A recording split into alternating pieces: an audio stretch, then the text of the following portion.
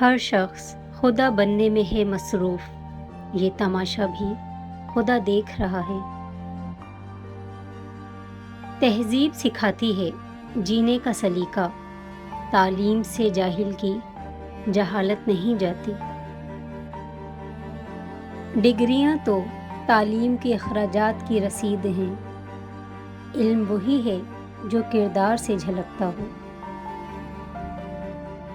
درد تو وہی دیتے ہیں جنہیں حق دیا جاتا ہے، ورنہ غیر تو دھکا لگنے پر بھی معافی مانگ لیتا ہے۔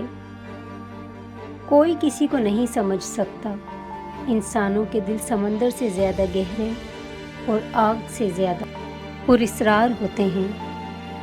الفاظ بھی پھولوں کی طرح ہوتے ہیں، انہیں سوچ سمجھ کر ادا کیا کریں، ان میں سے آپ کے ظرف کی مہک آتی ہے۔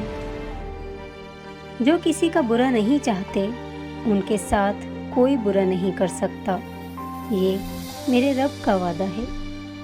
لوگ اچھا پڑھنے اور اچھا لکھنے والے کو قابل کہتے ہیں، جبکہ قابل تو وہ ہے جو اچھا سوچے اور اچھا بولے۔ آگاہی بھی ایک عذاب ہے، بے خبر ہی رہا کیجیے۔ صفائیاں ختم، گواہیاں ختم، دل ٹوٹا، جان چھوٹی۔ خوبصورت لہجے میں بات کریں، ورنہ خاموش رہ کر اپنی خوبصورتی کو برقرار رکھیں۔ دل سے بولنا سیکھو گے تو لوگ دلوں سے سنیں گے، زبان سے بولنا سیکھو گے تو لوگ کانوں سے سنیں گے۔ ہمیں ایک لمبے عرصے تک کتابیں پڑھائی اور رٹائی جاتی ہیں، لیکن حقیقی زندگی کا ایک ورق بھی ان کتابوں میں درج نہیں ہوتا۔ کسی کا بھلا نہ ہو سکے تو برا بھی مت کریں۔ دنیا کمزور ضرور ہے، مگر دنیا بنانے والا نہیں۔ اے میرے صبر، تیری عمر دراز ہو۔ مالی اگر دوسرے باغ کے پھولوں کو دیکھتا رہے گا تو اس کا اپنا باغ اجڑ جائے گا۔ سرخ پتوں کو سوکھ کر گرتا دیکھا ہے میں نے۔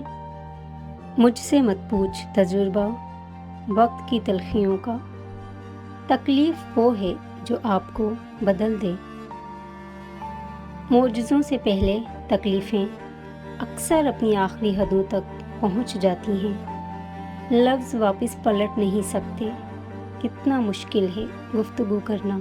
اگر زندگی میں خوش رہنا چاہتے ہیں تو کسی بھی جملے کو اپنی ذاتی توہین نہ سمجھیں، بلکہ بولنے والے کی کم ظرفی سمجھ کر آگے بڑھ جائیں۔ اللہ حافظ۔